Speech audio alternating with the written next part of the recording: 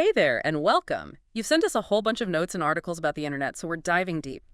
And it seems like you're not just looking for the basic stuff, you want the good stuff. Absolutely. We're going to uncover some of those surprising connections, those aha moments, even for people who think they know the web inside and out.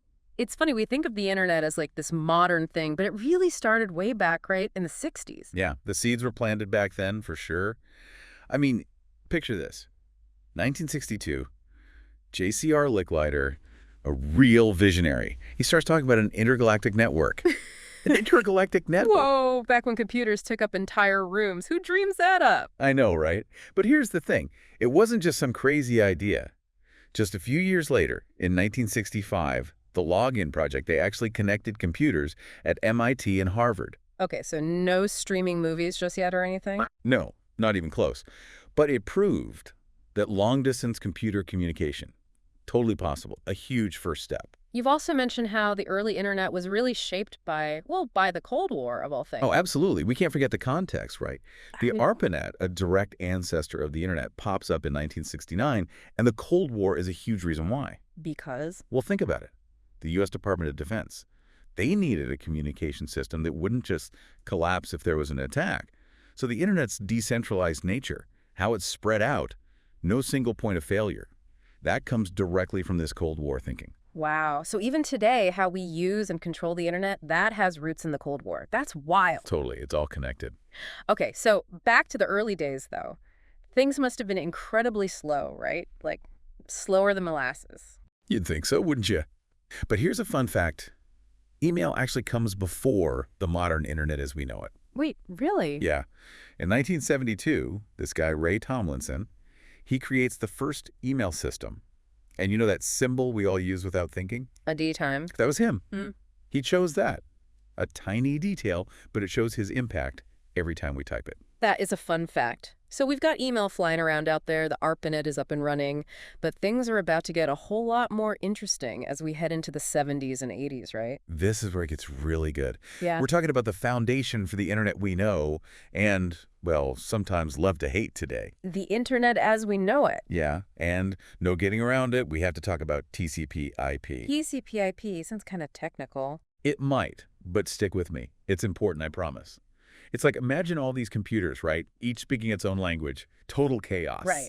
Can't get much done like that. Exactly. What TCP/IP did was create a common language, a universal translator for computers everywhere. Suddenly, it didn't matter what system you were using or where you were, you could connect and talk.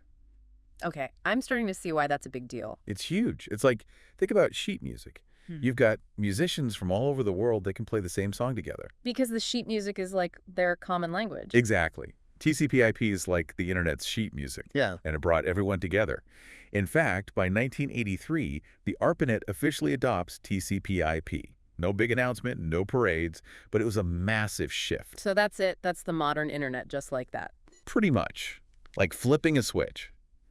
That's when this network, designed for researchers, starts speaking the same language as countless others. The internet as we know it was born. Okay, so we've got this common language, but I'm still waiting for the pizza delivery and cat videos part of the internet. Well, hold on. That brings us to Paul Macapetris and the domain name system, DNS. In 1984, this was a game changer.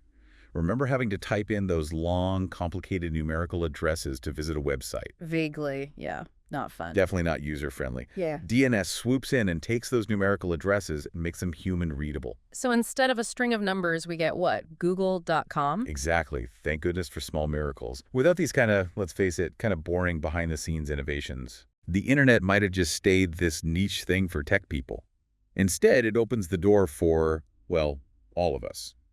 But let's be honest, all this talk about protocols and standards, it's just the warm-up act. Oh, really? What's next? We're about to enter the crazy world of the 1990s, my friend, where the World Wide Web takes center stage. And trust me, it's a game changer. We're talking about the 1990s, the dawn of the World Wide Web as we know it.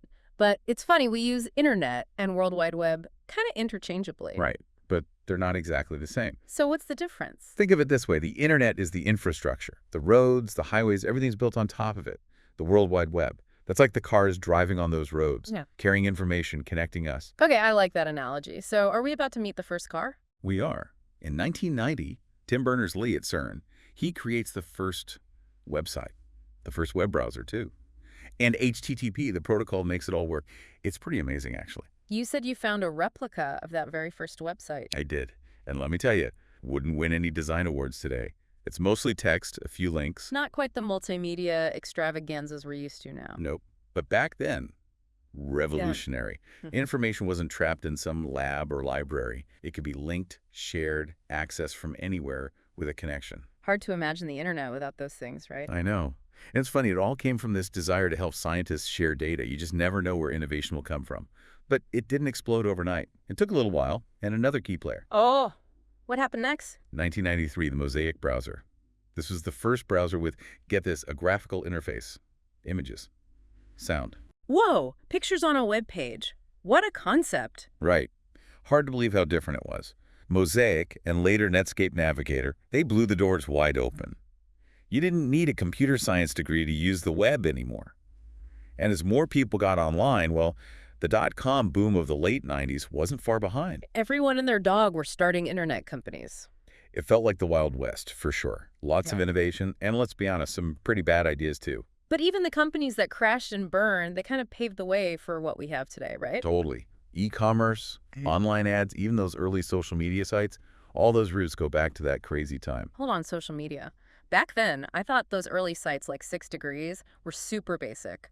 Oh yeah, compared to now they were. But it's interesting, they were already thinking about the same stuff we are today. Online communities, virtual spaces, digital identities, all being explored back then. It's like, are we that far from those early days of trying to connect online? Makes you think. For sure. And as we entered the 2000s, there's another revolution brewing. Another one. Oh yeah, the mobile revolution. But that, my friend, is a story for another deep dive. And on that note, dear listener, as you go about your day-to-day, think about this. When did you first get online? How has your internet use changed over time? And what will the internet look like in the future? Think about it. Until next time.